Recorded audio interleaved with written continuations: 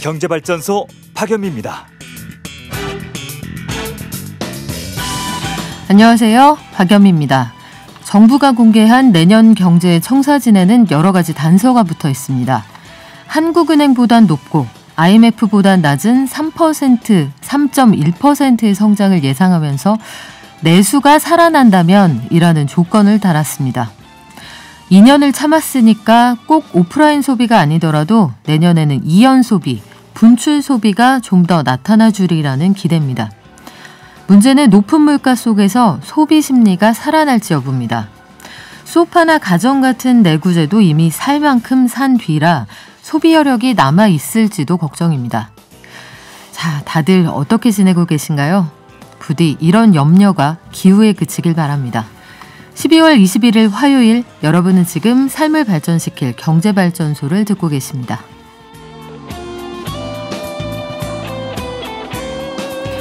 최근 생명보험 가입률이 크게 줄었답니다. 그리고 우리나라 게임 시장 규모가 전 세계 4위권에 이른다고 하는데 올해 매출 전망은 어떨까요? 또 연금저축과 퇴직연금, 받아가지 않은 돈의 규모가 7천억 원에 이른다고 하는데 한 번씩 점검해 보시기 바랍니다. 또 요즘 연말 특수 이제 올해가 얼마 안 남았죠? 한정판 마케팅이 한창인데 온라인 한정판 마케팅 어디까지 왔니? 알아보겠습니다. 증시에서는 간밤 뉴욕 증시 그리고 오늘 우리 장 전망해 보는데요. 간밤 뉴욕 증시 좀 고전했습니다. 박연미의 경제픽, 올해 크리스마스 제 머리 위에 이미 와 있네요. 이번 주 토요일인데 크리스마스는 대체 공휴일에 적용이 되는 날일까요? 아닐까요? 장래석 노무사와 함께 대체 공휴일의 모든 것 알아보겠습니다. 경제탐사 시간에는 최근에 좀 충격적인 보고서가 하나 있었죠. 한국은 가족보다 돈을 중요하게 생각한다? 저는 동의하지 않습니다. 그런데 이 보고서 뒤에 좀 여러 가지 문제점이 있었다 이런 분석 결과가 있네요. 경제탐사 시간에 따져보겠습니다. 저희 방송 중에 샵 0951로 문자 주시면 추첨해서 2분 녹용 선물 세트 보내드리죠. 짧은 문자 50원, 긴 문자는 100원입니다. 깨어있는 경제발전소. 매일 아침 9시 경제를 이해하는 똑똑한 습관. 경제발전소 박연미입니다. 매일 아침 쏟아지는 경제뉴스 10분만 투자하면 충분히 따라잡을 수 있습니다. 10분 경제 한겨레 신문 이지혜 기자가 정리합니다. 안녕하세요. 안녕하세요. 네, 코로나하고 생명보험 가입률 어떤 관계가 있는지 모르겠는데 코로나 시대에 생명보험 가입률이 크게 떨어졌다 이런 통계가 있군요. 예, 생명보험협회가 어제 공개한 자료를 보면요. 전체 생명보험 가구 가입률은 81%로 2018년과 비교해서 5%포인트 하락한 것으로 나타났습니다. 우체국보험 그리고 수협, 신협을 제외한 민영 생명보험 가구 가입률도 2018년보다 5.5%포인트 내려간 78.2%였습니다. 저축성 보험 보유 계약 건수는 올해 6월 기준으로 1,349만 4천 건으로 2018년하고 견주어 16%나 줄었고요. 그리고 연금보험도 같은 기간에 10.5%포인트 줄었습니다. 코로나 사태가 터진 이후에 생명보험 계약 해지 건수도 가파르게 늘어나고 있습니다.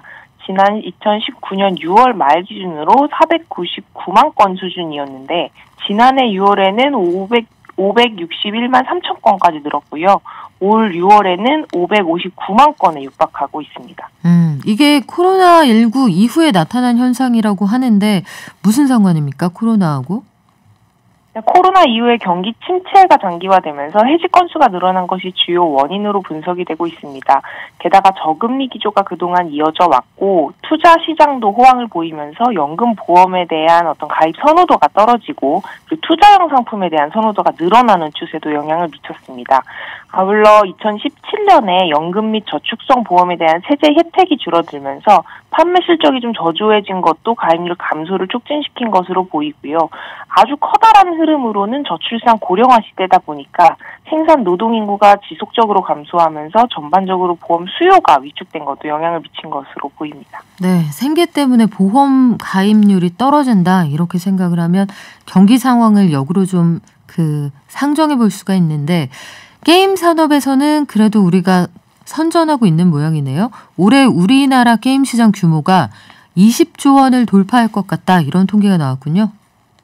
예, 이거는 앞으로의 전망이고요. 어제 공개된 건 지난해 게임 산업 통계인데요. 지난해 국내 게임 산업 매출액은 18조 8,855억 원으로 나타났고 수출액은 82억 9,356만 달러, 하나로는 9조 6,688억 원에 이르렀는데요. 전년 대비 이게 23.1%나 증가한 수치입니다. 우리 전체 매출액 대비 수출 비중이 50%를 넘어서면서 수출 효자 산업으로 확고히 자리매김한 셈입니다. 구체적으로 들여다보면 모바일 게임 중심으로 전체 시장이 꾸려진 모양새입니다. 지난해 모바일 게임 매출액이 10조 8,311억 원으로 전체 게임 산업의 57.4%를 차지했습니다. PC 게임이 26%, 콘솔 게임이 5.8%, 아케이드 게임은 1.2% 수준이었습니다. 모든 게임 플랫폼의 매출이 전년 대비로 다 성장을 하기는 했는데요. 특히 모바일 게임이 굉장히 성장세가 빨랐고 콘솔 게임도 그를 뒤따랐습니다. 지난해 모바일 게임은 성장률이 40%에 이르렀고 콘솔 게임은 57.3%였습니다. 이것도 역시 코로나19와 무관치 않은 것 같습니다. 사람들이 게임하면서 시간 많이 보냈다 이런 통계가 여러 가지 그 조사 결과 나와 있던데 우리나라 게임 시장 규모가 전 세계 4위권에 이른다고요? 지난해 전 세계 게임 시장에서 한국의 점유율은 6.9%였는데요. 우리나라가 미국, 중국, 일본에 이어서 4위를 차지했습니다. 그 게임 플랫폼별로 살펴보면 PC 게임의 활약이 굉장히 두드러집니다. 전 세계 PC 게임 시장에서 우리나라 점유율이 12.4%, 그래서 중국과 미국에 이어서 3위였고요. 모바일 게임의 경우는 10.3%로 중국, 미국, 일본에 이어서 4위를 차지했습니다. 어디로 가장 많이 수출을 하는가 찾아보면 중국이 35.3%로 가장 컸고요. 동남아가 19.8%, 대만이 12.5%, 북미가 11.2%, 유럽이 8.3% 순이었습니다. 게임 수입액은 우리가 수입하는 액수는 되려 낮아졌습니다. 지난해 게임 수입액은 하나로 3,200억 원에 조금 못 미치고요. 1년 전하고 비교하면 9.2% 감소했습니다. 네, 그 앱 관련해서 앱 N이나 스태티스타 이런 통계를 좀 보시면 게임 관련 지출에 사람들이 돈을 아끼지 않았다 이런 이야기들 많이 나오거든요. 어떤 앱이 각광을 받느냐 여기 시장에 기회도 있다는 생각해보게 되고요. 연금저축이나 퇴직연금, 미수령금 규모가 7천억 원에 이른다. 이거 실합니까? 네, 어제 금융감독원이요 미수령 연금저축 및 퇴직연금 찾아주기 사업의 그 추진 실적을 공개를 했는데요. 지난 8월 말 기준으로 연금 미수령 대상자는 총 16만 8천 명, 액수로 치면 약 6,970억 원에 이르렀습니다. 거의 7천억 원에 이르는 건데요. 연금저축이 13만 6천 명에 6,507억 원으로 가장 많았고 퇴직연금은 3만 2천 명이 462억 원을 찾아가지 않은 것으로 나타났습니다. 이미 금감원은 이들 미수령 대상자들에게 안내문을 발송을 했습니다. 그래서 지난 9월, 10월에 대상자의 25%가 은행권의 미수령 연금을 찾아간 것으로 나타났습니다. 이렇게 주인에게 돌아간 돈이 총 603억 원, 1인당 약 144만 원 꼴입니다. 이렇게 찾아간 수령자의 95.6% 대부분은 일시급으로 수령을 했다고 하고요. 4.4%만 연금 수령을 선택했습니다. 지금 경기 상황이 어렵다고 하니까 사실은 우리가 한푼이 아쉽다 이런 시점이거든요. 그런데 연금 미수령은 왜 생기는 걸까요? 자동으로 나오는 게 아니어서 그렇습니다. 연금저축 가입자는 연금을 받으려면 적립기간 5년에서 10년을 충족을 해야 하고요. 만 55세가 넘으면 금융회사에 연금 수령을 별도로 신청을 해야 됩니다. 하지만 연금저축 만기일이 도래했음에도 깜빡하고 연금 수령 신청을 하지 않아서 못 받는 사례들이 나타나고 있고 또 폐업이나 도산한 사업장의 노동자 같은 경우에는 그 퇴직연금을 받으려면 가입된 금융회사에 직접 퇴직연금 지급을 청구를 해야 되는데 이 역시 못 받는다고 생각을 해서 청구하지 않는 경우가 꽤 된다고 합니다. 네, 요거 꼭 챙겨보시기 바랍니다. 지금까지 한겨레신문 이지혜 기자였습니다. 고맙습니다. 감사합니다.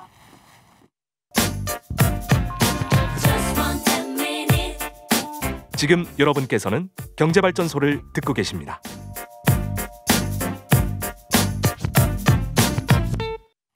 네, 4646님, 오늘은 아내의 생일이자 결혼 기념일입니다.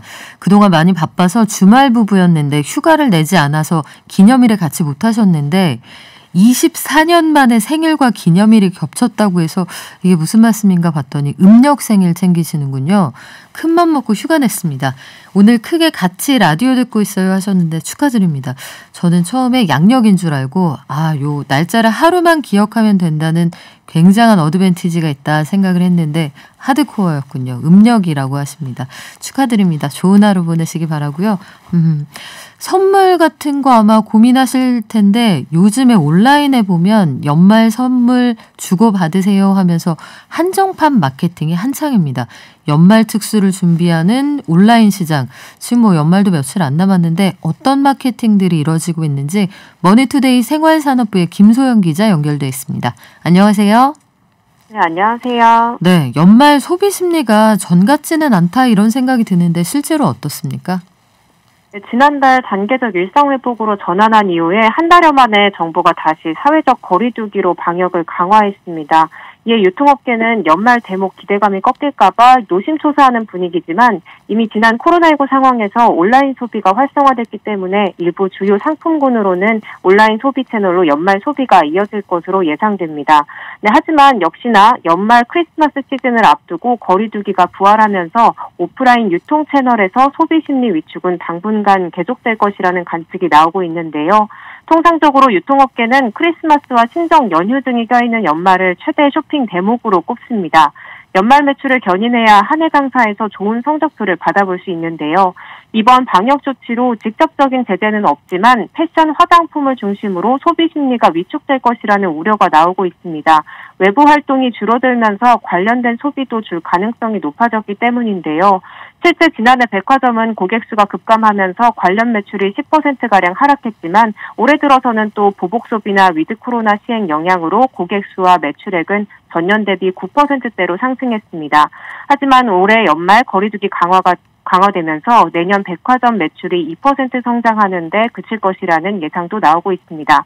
이에 백화점이나 마트 등은 비대면 소비 수요 겨냥에 나섰는데요. 다양한 연말 한정 상품을 내세워서 홈파티 수요 선점을 시작하고 있습니다. 네, 그래요. 홈파티를 하든 선물을 주고받든 일단 온라인으로 구입하는 분들이 많아졌다는 얘기인데 온라인 마케팅 업체들이 어떻게 준비하고 있습니까? 네, 코로나19 확산세에 거리두기가 격상되면서 패션업계는 온라인 마케팅에 주력하고 있는데요. 삼성물산 패션 부문의 온라인몰 SSF샵은 연말 선물 시즌을 위해서 상대방의 연락처만 알고 있으면 상품을 비대면으로 선물할 수 있는 선물하기 서비스를 운영하고 있습니다. 멀티스토어 브랜드 ABC마트도 통합 온라인몰 아트닷컴에서 편리하고 신속하게 쇼핑할 수 있는 아트 배송 서비스를 선보이고 있는데요. 요즘에는 또 새벽 배송이 대세인 만큼 ABC마트에서도 오후 9시 이전에 주문할 경우 다음날 오전 7시 이전에 상품을 받아볼 수 있는 새벽 배송 서비스를 신설했습니다. 이를 통해서 소비자들은 더 빠르게 배송 서비스를 받아볼 수 있는데요. 또 이 배송 서비스를 부담 없이 이용할 수 있도록 연말에 배송비를 기존 3,500원에서 3,000원으로 인하하기도 했습니다. 네, 온라인몰에 들어가 보면 뷰티나 패션에서 특집전 이런 것들도 많이 진행하고 있던데 한정판 마케팅이 한창이라고요? 네, 연말하면은 패션 뷰티 업계에서는 한정판이 인기입니다. 연말과 관련된 색이나 문양을 넣어서 지금 아니면 없는 제품을 선보이는 건데요. 연말 분위기에 맞는 독특한 디자인과 선물이나 소장하기 좋은 상품으로 구성해서 연말 쇼핑과 선물 수요를 공략하는 것으로 관측되고 있습니다. LG 생활건강은 2021년 홀리데이 에디션을 출시해서 붉은색과 초록, 흰색의 금색의 화려한 문양을 담은 패키지로 상품을 출시해서 연말 느낌을 가득 담았고요. 패션업계도 연말 시즌 산정 상품을 잇따라 선보이고 있습니다. 예를 들어 휠라 언더웨어에서는 홀리데이 시즌을 맞아서 연말 분위기가 담긴 언더웨어 컬렉션을 선보였는데요. 연말 시즌에 잘 어울리는 색의 블랙과 골드 밴드를 매치해서 홀리데이 분위기를 강조했습니다. 네, 최근에 시상식이 다시 열리기도 했는데 여기에도 메타버스를 활용한 마케팅들이 꽤 많았습니다. 화장품 업계에도 이제 메타버스 마케팅이 등장했다 이런 얘기도 있던데요. 네, 2021년 한 해를 마무리하면서 치열해지고 있는 화장품 업계 이벤트가 더 뜨거워지고 있는데요. 기존의 대규모 할인을 넘어서 다양한 아이디어가 결합된 이색 프로모션이 전개돼서 소비자들 관심이 모이고 있습니다. 토니모리는 최근 론칭한 메타버스 플랫폼의 활성화를 위해서 이벤트를 진행하고 있는데요. 메타버스 내 론칭을 시작으로 추후에 다양한 마케팅 활동을 펼치면서 업계를 선도하는 디지털 혁신 브랜드 이미지를 공고히 할 예정입니다. 가상과 실제 현실을 넘나들면서 마케팅과 세일즈 활동에 진정한 옴니 채널화를 실현하는 게 중장기적인 비전이라고 전했습니다. 주류 업계에서도 비대면 판매를 강화하고 있다고 하는데 우리나라 전통적인 술 시장, 맥주, 소주, 막걸리잖아요. 어떻게들 하고 있습니까? 원래 현행법상 온라인상에서 전통주를 제외한 주류 판매는 불가능하지만 최근에 주세법 개정으로 인해서 온라인 스마트 오더는 가능합니다. 스마트 오더는 온라인 앱을 통해서 상품을 구매하고 수령 장소와 시기를 선택해서 상품을 찾아가는 서비스로 유통 채널을 중심으로 전개 중인데요. 업계에 따르면 롯데오는 스마트픽을 이용해서 총 1000여 종의 와인 판매에 나서고 있습니다. 와인을 구매한 후에 선물하기에서 상대방의 연락처를 입력하고 선물 포장 신청을 하면 받는 사람에게 스마트픽 교환권이 전달되는데요. 받은 사람들은 교환권을 들고 매장을 찾아가면 선물을 수령할 수 있습니다. 또 GS 리테일이 운영하는 슈퍼마켓 GS 더 프레시는 이달 초에 주류 상품 픽업 서비스를 론칭했는데요. 모바일 애플리케이션인 더 팝에서 간단하게 상품을 선택하고 픽업일을 지정할 수 있습니다. 이 픽업 서비스 론칭 이후 보름 만에 픽업 수량이 9,000건을 돌파하는 등 초반 성적도 굉장히 선방했는데요. 같은 기간 픽업 서비스 매출을 포함해서 GS 더 프레시의 와인, 위스키, 하드 리큐어 카테고리 매출은 전월 대비 43.4% 신장했습니다. 네, 집에서도 연말 파티는 놓치지 않겠다 이런 분들 많다는 건데 집콕 특수를 노리는 회사들이 있다 이런 얘기도 들려오던데요. 네, 중소 리빙 업계도 크리스마스에 어울리는 식기나 플레이팅 용품들을 대거 공개하면서 연말 마케팅에 열을 올리고 있습니다. 락앤락은 크리스마스와 연말 홈파티에 어울리는 쿠게어를 한정 수량으로 출시했고 SGC 솔루션은 머그 텀블러 크리스마스 에디션을 출시했습니다. 이 크리스마스 감성을 담은 고급스러운 레드와 클래식 그린 색상의 텀블러로 연말 분위기를 전환하고 홈파티나 선물용으로 기획된 제품입니다. 자, 우리 코로나로 인해서 거리 두기를 하면서 아무래도 여러 가지 경제활동이 어려운 상황인데 그래도 할인폭을 늘리거나 아니면 온라인 구매를 하면 그 여러 가지 혜택을 드리면서 반사이익을 좀 볼 수 있다 이런 기대감도 있다고요? 네, 이커머스 등 온라인 쇼핑업계는 반사이익을 좀 기대하고 있습니다. 특히 이번 조치가 내년 초까지 이어지는 만큼 할인폭을 확대하는 등 적극적인 대응에 나서고 있는데요. 지난 코로나19가 한창이던 지난 9월에는 이커머스 분야의 매출이 전년 동기 대비 14.5%나 신장한 만큼 이번 연말에도 이커머스 분야의 매출이 유통업계 평균을 크게 상회할 것으로 예상됩니다. 신세계그룹 통합 온라인 쇼핑몰 SSG닷컴은 크리스마스 시즌 동안 프로모션을 실시하고 완구류부터 패션, 뷰티, 명품, 가전 등에 이르는 다양한 품목을 특가에 판매하고 있습니다. 롯데오는 연말과 크리스마스에 필요한 선물 상품과 홈데코 및 파티용품 200여 개를 최대 30% 할인 판매하고 행사 기간 할인 쿠폰을 제공하고 있습니다. 새벽 배송업체도 연말 선물 수요에 발벗고 나섰습니다. 마켓컬리는 모바일 선물하기 서비스를 정식 오픈하고 본격적인 시장 공략에 나섰는데요. 연말을 맞아서 홈파티나 감사 선물 관련 상품들도 선물하기 서비스에 대거 포함시켰습니다. 음식 준비를 위한 간편식, 소스, 디저트와 더불어 감사한 마음을 표현하기 좋은 꽃이나 향수 등 선물하기 서비스 상품을 다양하게 구성해서 연령대나 성별 그리고 용도에 따라 폭넓게 이용할 수 있도록 구성했습니다. 이에 업계 관계자는 지난해부터 코로나19 영향으로 연말 모임을 바깥에서 보내기보다는 집에서 즐기려는 분위기가 커지고 있다면서 최근에는 거리두기 재강화로 홈파티를 즐기려는 고객들은 물론 온라인으로 수요가 쏠릴 것이라고 설명했습니다. 네, 올해까지 이렇게 지내고 내년에는 사람들 만나서 시간 보낼 수 있겠죠? 지금까지 머니투데이 생활산업부의 김소현 기자와 함께했습니다. 고맙습니다. 네, 감사합니다. 저희 연말 경제발전소 이벤트도 준비돼 있죠. 여러분 연말이 좀 심심하다. 우리 예상과 다르다. 이렇게 실망한 분들 계실 텐데 서재를 채워드리겠습니다. 경제발전소 컬렉션으로요.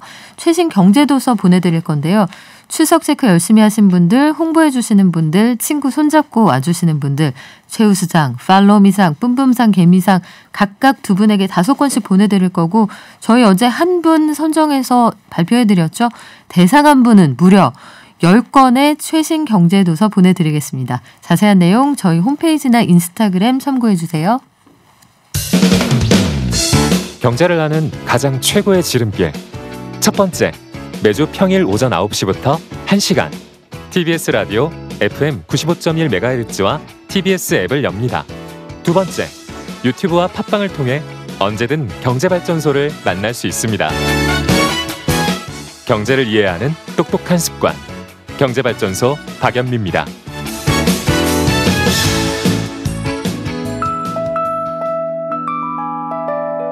개미 한 마리, 개미 두 마리, 개미 세 마리가 사과를 들고 하나, 둘, 셋. 간밤 뉴욕 증시 그리고 오늘 우리 증시 전망해 보겠습니다. 미래에셋증권 디지털 리서치팀의 박광남 팀장 연결돼 있습니다. 안녕하세요. 네, 안녕하세요. 간밤 뉴욕 증시 보니까 전기차 업체들 고전하던데요. 예, 맞습니다. 방금 이야기해 주신 내용처럼 전기차 업종 중심으로는 좀 약세 흐름이 나타났습니다. 아무래도 이 미국의 사회지출 법안 통과가 조금 뒤로 밀리게 되면서 관련해서 보조금 지급 관련된 법안이 포함이 되어 있었기 때문에 이게 가장 영향을 좀 미쳤다라고 보이고요. 그것뿐만 아니라 여전한 오미크론 우려로 인한 경제 봉쇄 가능성 부각, 그리고 매파적인 연준의 행보가 이런 미국 경기에 악영향을 줄 수 있다는 우려들이 전반적으로 투자 심리를 위축시킨 요인이었습니다.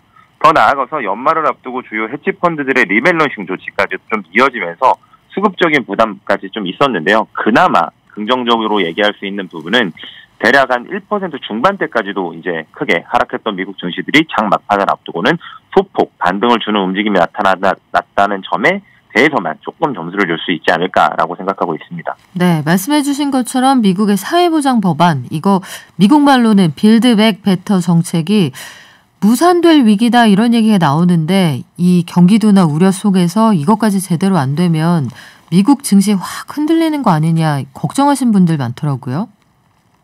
예, 저희가 이 법안에 대해서 한번 다시 좀 이야기를 해볼 필요가 있을 것 같습니다. 이제 일단 1.75조 규모 달러까지 좀 법안의 규모가 작아졌는데 이런 통과 가능성이 낮아지면서 재정 정책에 대한 기대감이 낮아지고 있습니다. 해당 법안은 건강보험 확대, 약가 인하, 교육개혁, 기후변화 대응, 이민과 세대 재편, 저소득층 지원 등 이 바이든 대통령의 주요 의제들이 사실 담긴 법안이라는 데 의미가 좀 있었거든요.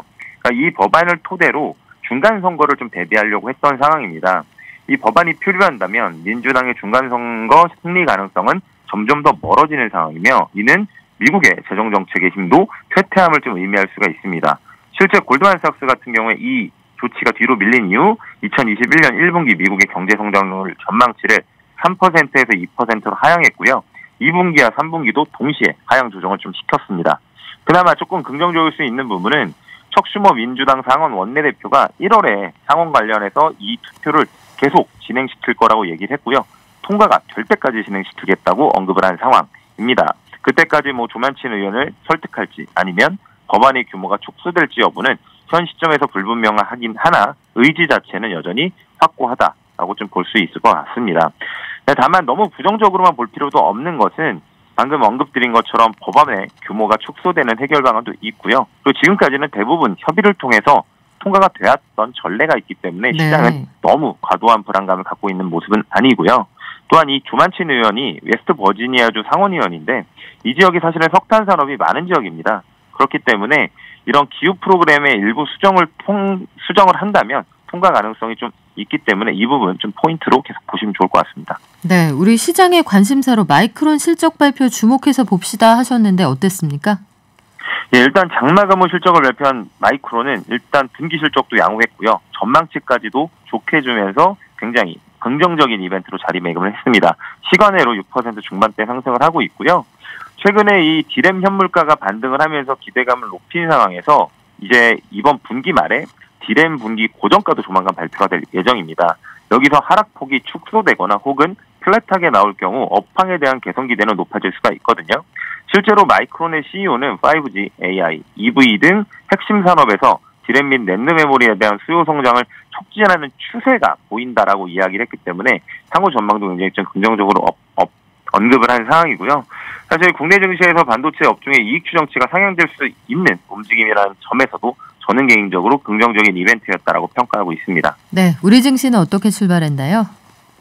예, 연이어서 이제 말씀드리면 이 장 초반 마이크론의 양호한 가이던스에 힘입어서 삼성전자, 하이닉스 등 IT 업종 중심으로 상승 주도하면서 출발을 좀 했는데 안타깝게도 여전한 매크로 위협이 조금 있어서 시장의 탄력은 조금 제한적인 모습입니다. 그렇기 때문에 연속성이라는 측면에서 달러원 환율의 추이가 오늘도 좀 중요할 것 같은데요. 현재 긍정적인 부분은 달러원 환율이 1,190원을 조금 소폭 하회하며 1,189원대로 유지하고 있는데 이게 달러원 환율의 추세에 따라서 오늘 수급의 변화도 좀 있을 수 있다는 측면에서 그 부분을 포인트로 보시면 좋을 것 같습니다. 네, 우리 4대 금융주 중 올해 역대급으로 돈 잘 벌었다 이런 얘기 나오는데 배당주로도 유망하다고 항상 얘기가 되잖아요. 그쪽은 주가가 어떻습니까? 일단은 최근에 이 배당 관련된 업종들은 상대적으로 주가가 조금은 견조한 흐름들이 좀 나타나고 있습니다. 아무래도 증시의 불안감이 높아질수록 이런 배당주라든지 아니면 경기 방어주적인 성격을 갖고 있는 것들에 대한 기대감들이 좀 올라가기 마련이거든요. 사실 배당 낙일이 이제 얼마 안 남은 시점까지 관련해서 그런 플레이들이 유지될 수 있다는 측면에서 하나의 이제 투자를 하시는데 컨셉으로 봐야 될까요? 아니면 하나의 포트폴리오로서 유지하시는 거는 나쁘진 않다고 생각합니다. 네, 어려운 증시에서 선택해 볼 수 있는 몇 가지 선택지 중 하나가 될 것 같네요. 지금까지 미래에셋증권 디지털 리서치 팀의 박광남 팀장이었습니다. 고맙습니다. 감사합니다. 연말 송년회를 자제해달라는 말씀은 이제 사실 드리지 않아도 될 것 같습니다. 다들 조용히 연말 마무리해야지 하는 분들 많으시고요. 마스크 착용도 잘 해주고 계신데요. 사회적 거리두기 통해서 우리 아이들 마지막 날까지 학교 안전하게 갈 수 있도록 다 같이 협조해 주시면 좋겠습니다. 아빠 찬스다 뭐다 그러잖아요. 기본적인 거. 네, 소상공인이 웃으면서 이렇게 장사할 수 있고 살아갈 수 있게끔. 우리 경제에서 기회만큼은 공정해야 된다, 평등해야 된다라고 생각합니다. 노력하면 지속 가능한 그런 살맛 나는 경제. 바쁜 생활 속에서 반드시 챙겨야 하는 경제 소식, 경제 이슈의 핵심을 짚어드립니다. 발빠른 경제발전소 박연미의 경제픽. 네, 근황 전해주시는 우리 경제발전소 식구들 많으시네요. 오늘 안개가 많이 끼었죠. 운전 조심하시라는 말씀 많이 보내주셨습니다. 비타민 파파님, 우리 통신원 이경님, 3438님, 전조등 꼭 켜고 운전해주세요. 이런 의견 보내주셨고요. 툴툴모님, 첫 출첵하셨어요. 반갑습니다. 조필현님이 인스타그램으로도 의견 많이 주시거든요. 우리 경제발전소 유튜브에서 검색하면 상단에 좀 최신 방송이 나오게 해주세요 했는데 요거는 유튜브가 알고리즘으로 하는 거라 저희가 직접 영향을 미칠 수는 없는데 요렇게 하시면 됩니다. 검색하셔서요. 필터에서 최신 날짜 순으로 검색을 하시면 오늘자 방송부터 역순으로 보실 수 있거든요. 그리고 6416님 왜 격리가 되셨어요?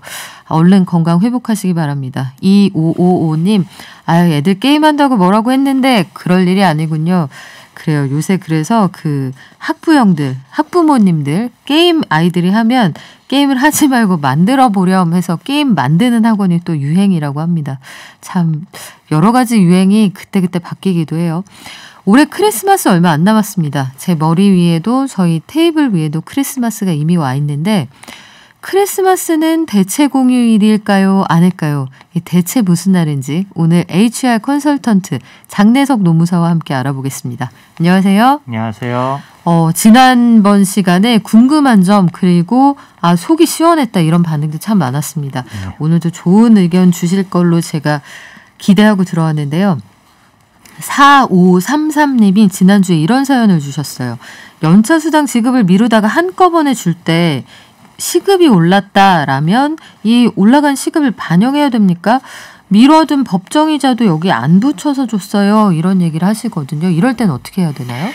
임금 채권의 소멸시효가 3년이에요. 근데 연차 휴가 수당도 임금이잖아요. 그러다 보니까 제가 만약에 연차 휴가 수당을 10년을 못 받았다. 그렇다 하더라도 안타깝지만 최근 3년치에 대해서만 받을 수가 있고요.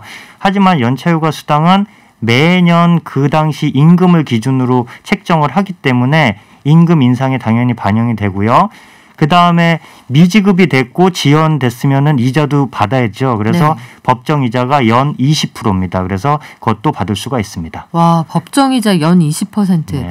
이거 지급 안 하신 사장님들 꼭 유념하시면 좋겠는데 이자 주면서까지 주지 말고 제때제때 줘야 할 때 줍시다. 그리고 올해 얼마 안 남아서 아마 회사마다 요 자리 비었네, 재택 아닌데 비었네 하는 자리들 좀 있죠. 연말에 연차 사용하는 사람들 쓰십시오 하는 회사들 많은데 연차를 안 가면 수당으로 지급을 하기도 하잖아요. 계산에 앞서서 연차가 대체 며칠이나 발생을 하는 거죠? 요거 알아보는 것도 괜찮을 것 같은데 계산 어떻게 합니까, 이거? 네, 연차휴가는 기본적으로 매월 발생하는 연차가 있고요. 1년에 한 번씩 발생하는 연차가 있어요. 매월 발생하는 연차는 입사 1년 미만인 근로자가 있고요. 또 1년간 80% 미만의 출근율을 기록한 근로자가 해당이 되는데요.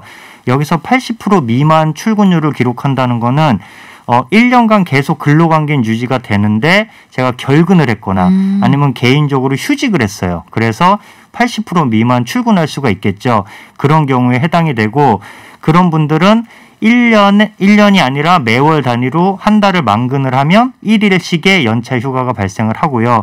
그 다음에 중요한 건 이제 1년마다 발생하는 연차인데요. 15일부터 시작을 합니다. 그래서 2년에 1일씩 가산이 돼서 1, 2년 차는 15일, 3, 4년 차는 16일 이렇게 해서 쭉 늘어나고요. 근데 무한정 늘어나는 건 아니고 25일이 한도입니다. 그래서 네. 근속이 20년이 되면 25일이 되고 그때부터는 매년 25일씩 발생한다고 보시면 되겠습니다. 근속이 20년 이상이면 매년 25일. 근데 25일 뭐 사실 현실적으로 다 가긴 어렵고 이거 다 챙겨 쓰는 사람은 거의 없죠. 이걸 연차 수당으로 계산을 한다 하면 어떻게 됩니까? 연차 수당은 1일치 임금을 기준으로 하는데요. 법적으로는 뭐 통상임금 또는 평균임금으로 지급할 수 있다 하는데 기본적으로는 고정적, 정기적, 일률적 임금인 통상임금을 기준으로 지급하는 경우가 많고요. 계산은 1일치 통상임금은 월 급여를 유급으로 인정되는 소정 근로시간으로 나눈 다음에 1일의 소정 근로시간을 곱해서 계산하는데 말이 좀 어렵죠. 완전 어려운데요. 네. 예를 들어서 설명드리면 제가 월급이 209만 원이에요. 근데 풀타임 근로자예요. 네. 주 40시간이라는. 그러면은 유급으로 인정되는 소정 근로시간이 209시간이거든요. 그래서 209만 원을 209시간으로 나눕니다. 그러면은 10,000원이 제 시급이고요. 거기에 제 1일 소정 근로 시간이 8시간이니까 10,000원에 8시간을 곱하면 8만 원이 되죠. 그래서 연차가 하루가 남았다. 그러면 8만 원의 연차 휴가 수당을 받습니다. 근데 일부 사업장에서는 한 달에 일수가 30일이니까 209만 원을 그냥 30으로 나눠서 지급하시는 경우가 있어요. 네. 이거는 무급인 토요일까지 포함이 된 거기 때문에 더 적게 지급하는 거고 나중에 임금 체불 이슈가 되기 때문에 잘못 계산하는 거라고 보시면 되겠습니다. 그거까지 내가 어떻게 계산해서 받았나 요거까지 아는 분들 별로 없을 텐데 월급 명세서에 그런 것까지 안 나오지 않아요? 그렇지만 이제 임금 명세서에 그 연차 휴가 수당에 대해서도 계산 방법을 명시하게 돼 있어서 이제 명시를 하셔야 됩니다. 그렇군요. 꼭 명시하셔야 된다는 거 기억하시기 바라고요. 5539님 지난번 시간에 5인 미만 사업장에 근무합니다. 여기에서 해당되는 휴가 제도는 어떤 것들이 있나요? 물어보셨어요. 네, 5인 미만 사업장은 안타깝게도 연차 휴가 제도는 적용이 되지 않지만 회사의 취업 규칙이나 인사 규정에 의해서 뭐 하계 휴가 제도나 이런 휴가 제도를 약정으로 해놓으면은 그거는 다 적용이 되는 거고요. 그리고 말씀하신 대로 사업장을 8명 근로자인데 그 2개로 나눠 놓는 경우가 있어요. 그래서 4인 미만으로 이제 분리를 하는 경우가 있는데 이건 누가 봐도 의도가 보이죠. 그런 경우에는 이제 사업장 주소가 동일하거나 인사 노무 회계가 독립되어 있지 않거나 이러면은 노동부에서 하나의 사업장으로 봐서 5인 미만 사업장이다. 그렇게 해서 이제 연차 휴가도 다 적용이 됩니다. 8540님도 비슷한 의견 주셨는데 해결이 되셨으면 좋겠네요. 그리고 이번 주 금요일 크리스마스 이브고요. 그리고 그 다음 날이 크리스마스인데 오늘 대체 공휴일 제도 관련해서 이야기해 볼 거예요. 돌아오는 토요일에 크리스마스 이 법정 공휴일이거든요. 그런데 토요일이면 요게 대체 공휴일에 대체 적용이 됩니까 안 됩니까? 크리스마스는 이제 안타깝게 안 되는데요. 결론부터 말씀드리면. 왜요? 모든 공휴일이 대체 공휴일이 적용이 되면 좋겠지만 네. 우리나라 공휴일이 15일이거든요. 근데 이 중에 4일은 아직 적용이 안 됩니다. 그 4일이 뭐냐? 신정, 석가탄신일, 현충일, 크리스마스 이렇게 4일입니다. 근데 올해 공교롭게도 크리스마스하고 내년 1월 1일 신정이 다 토요일이에요. 그래서 이 경우에는 안타깝지만 대체 공휴일이 적용이 되지 않습니다. 나흘은 1년에 이게 해당이 안 되는 날 1월 1일, 석가탄신일, 현충일, 크리스마스 요 네 날짜는 대체 공휴일에 적용이 안 된다고 합니다. 속상한데요. 따지고 보면은 사실 민간 기업에서 공휴일을 의무적으로 쉬는 날로 한 것도 얼마 되지 않긴 했네요. 네. 2018년에 근로기준법이 개정이 됐어요. 그래서 기존에는 원래 관공서의 공휴일에 관한 규정에서 이제 관공서에만 적용이 되는 휴일인데 이제는 법정으로 의무화가 됐죠. 근데 2020년 1월 1일부터 적용이 됐는데 한 번에 다 적용이 된 건 아니고요. 기업 규모에 따라 순차적으로 됐어요. 그래서 올해 1월 1일에 30인 이상 그리고 내년 1월 1일 2022년 1월 1일부터는 5인 이상 사업장은 다 공휴일이 의무 휴일이 되었습니다. 그렇군요. 올해 대체 공휴일 관련 법령이 좀 바뀐 것도 있죠? 네. 기존에는 대체 공휴일이 있었는데요. 설, 추석 연휴하고 어린이날만 대체 휴일이었어요. 근데 설, 추석 연휴는 좀 공휴일이 길잖아요. 네. 그러다 보니까 일요일하고 겹쳤을 때만 이제 대체 공휴일을 적용을 했고 어린이날은 단 하루니까 토요일 또는 일요일과 겹쳤을 때 대체 공휴일을 다 적용을 했고요. 근데 이제 올해 8월에 해당 규정이 개정이 돼서 추가로 4일, 국경일 4일입니다. 3.1절, 광복절, 개천절, 한글날 이 4일도 어린이날과 동일하게 토요일 또는 일요일과 중복이 되면 대체 공휴일이 적용이 됩니다. 그렇군요. 그러니까 기존의 대체 공휴일 적용 대상 설날, 추석 전후에 하루씩 그리고 어린이날까지 7일이었는데 여기에 내년부터 3.1절, 광복절, 개천절, 한글날 더해진다 이런 얘기네요. 2022년 대체 공휴일을 포함해서 그럼 우리 모두 며칠을 쉴 수 있습니까? 네, 원래 우리나라 공휴일이 15일이에요. 근데 내년에는 안타깝게도 무려 6일이나 주말하고 겹칩니다. 그런데 다 대체 공휴일이 적용이 되면 좋겠죠. 하지만 이 중에 대체 공휴일이 적용되는 건 추석 연휴 중 하루하고 한글날 하루 해서 이틀밖에 없어요. 그래서 총 11일이 이제 평일에 쉴 수가 있는데 아직 실망하시긴 이릅니다. 내년엔 선거가 이틀 있어요. 그래서 네. 3월 9일 대통령 선거와 6월 1일 지방선거일이 있어서 이를 포함하면 평일에 쉴 수 있는 공휴일이 13일인 셈입니다. 그래요. 투표는 꼭 하고 쉬시기 바랍니다. 질문 많이 올려주시네요. 6383님, 연차 수당을 안 주고 무조건 연차를 소진하라고 그러는 회사들이 있습니다. 이렇게 해도 되는 겁니까? 물어보셨어요. 어떻습니까? 법적으로 연차 휴가 사용 촉진이라는 것이 있는데 지난 시간에도 말씀드렸지만 그거는 노무 수령 거부까지 해야 되는 거고요. 단순히 그냥 연차 휴가를 휴가일에 나왔어도 뭐 사용 촉진을 했으니까 우리는 수당을 안 준다. 이렇게 하면은 불법의 소지가 있습니다. 그래요. 하지만 우리가 현실적인 관계를 고려할 때 회사고 그렇게까지 각을 세우진 않으니 아마 이게 그 촉진을 좀 당하시고 지나가지 않을까 이런 생각이 드는데 안 쓰고 싶다는 사람은 그냥 수당으로 주시죠. 웬만하면. 그리고 대체 공휴일. 저희 회사는 공휴일에 안 쉬고요. 다른 날에 연차 휴무를 쓰라고 하거든요. 그런데 그 대체 공휴일에는 꼭 쉰 것처럼 처리를 합니다. 이렇게 해도 되는 건가요? 물어보셨어요. 대체 공휴일에 연차 휴가 처리를 하는 경우가 있었어요. 과거에는. 그때는 아까 말씀드린 대로 관공서 공휴일에 관한 규정이 취업규칙에 휴일 규정에 빠져 있는 거죠. 하지만 그때는 약정 휴일로 하는 거였고 지금은 이제 5인 이상 기업은 내년 1월 1일부터 다 적용이 되기 때문에 그렇게 연차 휴가 처리를 하면 그 또한 불법이 됩니다. 그렇군요. 우리 5인 미만 사업장 얘기를 계속 하게 되는데 5인 미만 사업장이라고 해서 노동자의 권리를 제한하는 게 맞느냐 이 고민이 되는 부분이에요. 5인 미만 사업장은 일단 대체 공휴일 적용 대상이 아니라고 하는데 요 관계는 어떻게 이해하면 됩니까? 네, 이제 행정력의 부재, 근로감독 능력의 한계 등을 이유로 해서 5인 미만은 제외가 되고 있는데요. 이는 지금도 많이 이슈가 되고 있고 개정이 필요하다고 봅니다. 근데 무엇보다 법에서 5인 미만 사업장은 연차 휴가를 주지 마세요라고 하는 건 아니에요. 그냥 줄 의무가 없다는 것 뿐이거든요. 그러니까 사장님들이 선제적으로 우리는 직원들의 동기부여와 업무 몰입도 증가를 위해서 선제적으로 도입하겠다라고 하실 수 있는 겁니다. 그렇게 해서 직원들을 위해 그런 은혜적인 도입이 있으면 좋겠다고 생각합니다. 그래요. 경기가 좀 안 좋아서 서로 배려하고 인심을 쓰기가 좀 어려운 상황이 된다고 하는데 사실은 이게 헌법이 정한 권리잖아요. 쉴 권리라는 거. 이런 것들 우리 다시 한번 좀 돌아봤으면 좋겠습니다.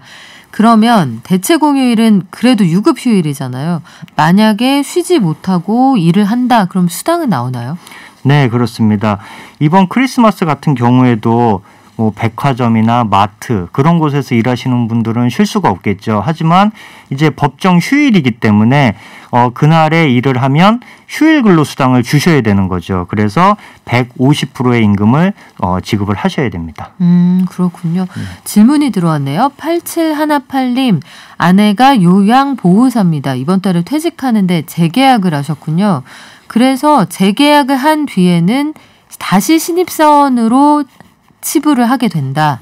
그래서 연차가 줄어든다는 회사의 설명을 들었는데 이게 맞습니까? 라고 물어보셨어요. 그것은 원칙적으로는 그 재계약을 하는 경우에는 이제 계약이 새로 시작하는 거기 때문에 연차도 새로 시작하는 게 맞습니다. 하지만 그 재계약 여부를 좀 봐야 되는데요. 한 3년, 4년 평가 없이 동일한 조건으로 계속 갱신이 됐다면 그것은 이제 정규직과 동일하다고 판단을 할 수도 있거든요.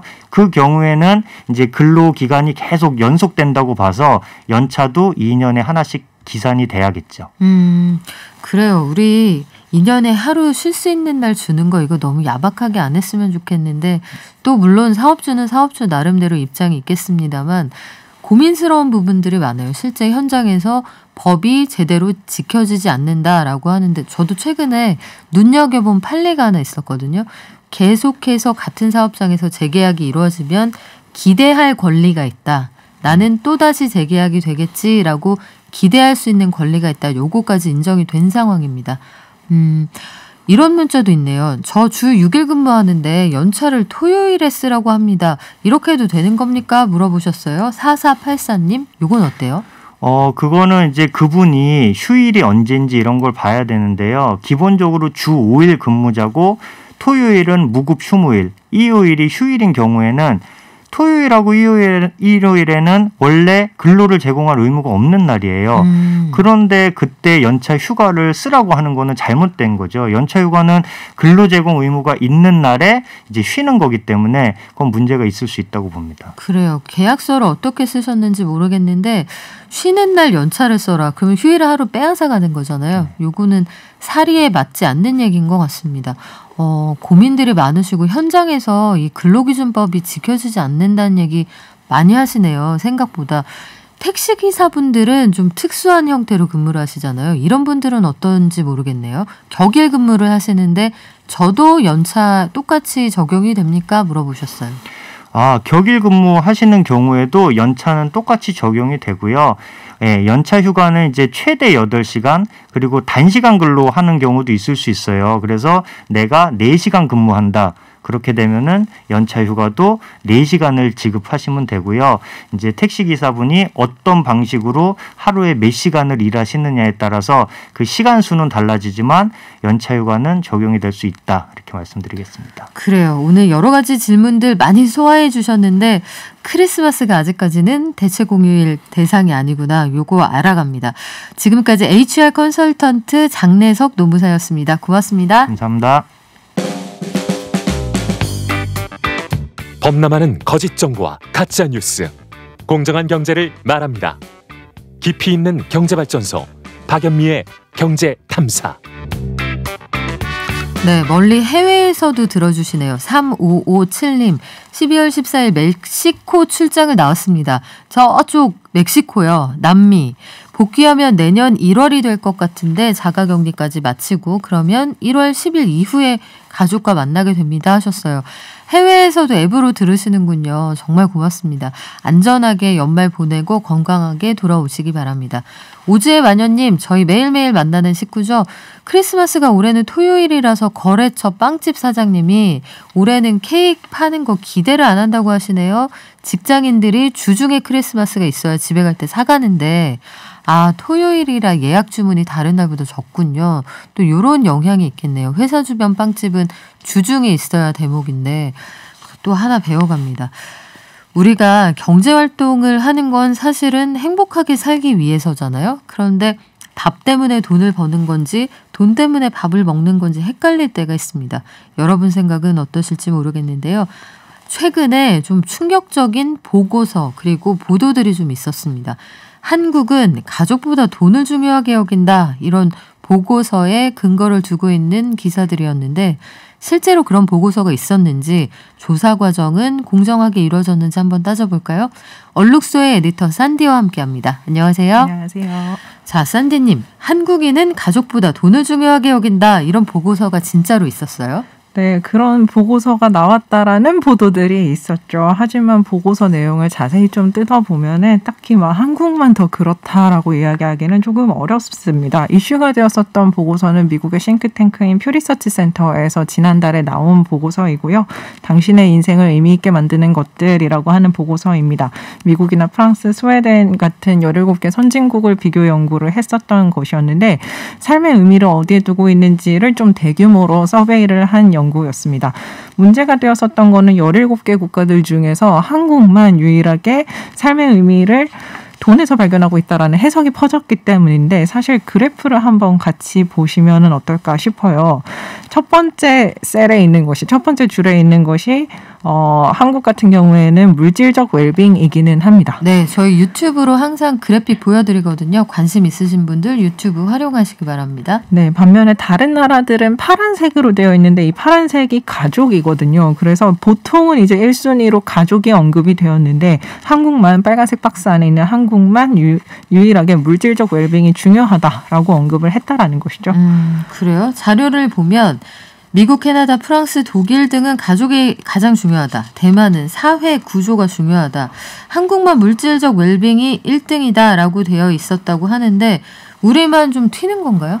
네, 일단은 표상으로 봤을 때는 한국만 튀고 있는 것은 사실입니다. 그래서 이게 SNS에서도 많이 공유가 되고 그러면서 이게 한국이 물질주의적 정신이 팽배한 것 아니냐라는 이런 우려의 목소리도 있었는데요. 그거는 초반에는 그랬을지는 모르겠지만 나중에는 좀 보고서 내용을 확인하고 하면서 일종의 자정이 이루어졌었습니다. 이게 왜냐하면 국가 간 비교를 위해서는 17개 국가들이 기본적으로는 동일한 방식으로 연구가 이루어져야 되는데 그러지 못했고 그리고 각 국가의 다양한 맥락들의 변수들이 통제가 되지 않다 보니까 단순하게 해석할 수는 없겠다라고 하는 그런 자정이 조금 이루어졌었죠.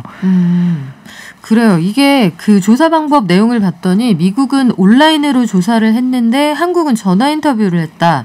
그러면 사실 우리나라 사람 되게 바쁘잖아요. 네. 대선 여론조사 전화 와도 전화 인터뷰 길게 하면 끊습니다. 그렇죠. 그래서 인터뷰가 제대로 이루어졌을까 싶기도 한데요. 네, 맞습니다. 말씀하신 것처럼 한국인 같은 경우엔 전화 인터뷰, 휴대전화 인터뷰로 이루어졌는데 응답을 굉장히 짧게 했습니다. 한국 같은 경우에는 한 가지로 단답식으로 이 응답한 사람의 비율이 62%로 17개 국가들 중에서 제일 많습니다. 반면에 스페인이나 미국, 이탈리아 같은 국가들은 단답식으로 토픽 하나만 이야기한 사람이 24%밖에 되지 않았다. 3배 정도가 차이가 나는 것이죠. 이렇게 한국인이 전화로는 용건만 간단히 이야기를 하다 보니까 다음과 같은 현상이 좀 발생을 했는데요. 두 번째 표를 같이 보시면 좋을 것 같습니다. 제일 위에 있는 네모 박스가 스페인이고요. 그리고 두 번째 네모 박스가 한국인데 이게 스페인 응답자 중에 42%가 물질적 웰빙이 중요하다라고 이야기를 합니다. 반면에 한국은 19%만 물질적 웰빙이 중요하다라고 언급을 했습니다. 그런데도 한국은 물질적 웰빙이 1위인 거예요. 이상한데요? 네, 이상하죠. 네. 근데 이게 어떻게 해석을 해야 하냐 하면 스페인 사람들은 대답을 할 때 나는 일자리도 지금 만족스럽고 친구랑 만나는 것도 좋고 가족 만나는 것도 좋고 나의 강아지를 산책시키는 것도 좋다. 이렇게 굉장히 길게 이야기를 했다라는 거예요. 다양한 요건들을. 반면에 한국인은 나는 일자리가 있습니다. 안정적인 소득이 있습니다. 라고 이야기를 했을 때 이 일자리가 나의 가족을 위해서 좋다라는 것인지 내가 여가를 할 수 있어서 좋다라는 것인지 정확히 파악하기가 어렵다라는 것이죠. 조사 방법 자체에 좀 한계가 있었다 이런 생각이 드는데 그러면 같은 지표를 두고 해석이 갈리는 경우가 꽤 있을 것 같네요. 네, 맞습니다. 이게 보고서를 두고 해석하는 과정에서도 조금 오류가 있었던 것 같습니다. 보고서만 탓하기는 조금 어려운 면이 있는데요. 이게 한국인은 삶의 가치를 돈에서 찾는다라고 보기가 어려운 게 연구원들은 물질적 웰빙이라고 하는 것을 뭐 삶의 질이라든가 일자리라든가 아니면 가진 것에 만족하는 삶, 검소한 삶, 평범한 삶 같은 것들도 전부 다 아우르는 표현으로 사용하고 있습니다. 그러니까 뭐 명품을 산다거나 자동차를 사겠다, 부동산을 사겠다 이런 이야기는 꼭 아니었다라는 것이죠. 그래서 한 인터뷰가 나타나는데 한국인의 인터뷰였는데요. 지금처럼 어려운 때에 큰 걱정 없이 일하고 편안한 삶을 살고 있어서 만족스럽다라고 응답한 게 있었습니다. 이거를 보고 물질주의적이다라거나 돈만 밝힌다 이렇게 해석할 수는 전혀 없겠다라는 것이죠. 그래요. 이게 보고서가 다소 성급한 일반화의 오류가 아닐까 이런 생각이 드는데 삶의 의미나 행복을 조사해서 수치로 만든다는 게 사실 참 어려운 작업 같아요. 네, 맞습니다. 연구자들 사이에서도 이런 행복이나 만족이나 삶의 의미 같은 것들을 연구를 할 때 이상적인 하나의 측정 방법이 정해져 있는 것은 전혀 아닙니다. 굉장히 다양한 방법들이 동원이 되고요. 특히나 문화권마다 다 다르게 해석이 되다 보니 이게 특히나 이런 국가 간 비교를 할 때는 더더욱이나 조심해야 되는 면이 있고요. 대만과 같은 경우에 사회가 되게 중요하다라고 이야기를 했는데 이걸 놓고 대만 사람들은 공동체주의적이라든가 사회를 중시한다거나 함부로 이야기하기는 조금 어려운 게 대만 같은 경우에는 어떤 응답이 나오냐면 대만에서 사는 것은 매우 자유롭다. 중국이나 홍콩에 비해서 자유롭다. 이런 이야기를 합니다. 그러니까 조사가 이루어졌었던 당시에 홍콩 시위가 있었고 중국이 강경 대응하는 모습을 보였고 이런 것들이 있다 보니 대만 분들은 아무래도 이런 사회와의 관계 속에서 본인들의 만족도를 확인하고 있었던 게 아닐까라고 생각해 볼 수 있겠습니다. 그래요. 준거가 되는 것하고 비교를 하는 것 그리고 사회적인 그 맥락 이런 걸 두루 봐야 되겠는데 그러면 결론적으로 이번 보고서를 가지고 한국인이 특별히 배금주의에 빠져 있다거나 가족보다 돈만 챙긴다 이렇게 보기는 어렵겠네요. 요 기사는 좀 과장돼 있는 것 같습니다. 네, 맞습니다. 과장된 것이 맞다고 보이고요. 그리고 보고서 자체도 조금 성급했을 수 있지만 이것을 해석하는 과정에서 아마 더 많은 성급한 해석들이 이루어졌었던 게 아닐까 싶고 지금은 또 이거를 많이 수정 보완한 보도들이 많이 나오고 있는 상황이라서요. 한국인이 특별히 더 물질주의적이다 이렇게 보기는 어려울 것 같습니다. 네, 지금까지 얼룩소의 에디터 산디님이었고요. 오늘 마지막 방송이신데 다시 전열을 가다듬고 돌아오신다고 합니다. 그동안 감사했습니다. 네, 감사합니다. 저희도 내일 다시 돌아오겠습니다. 발전.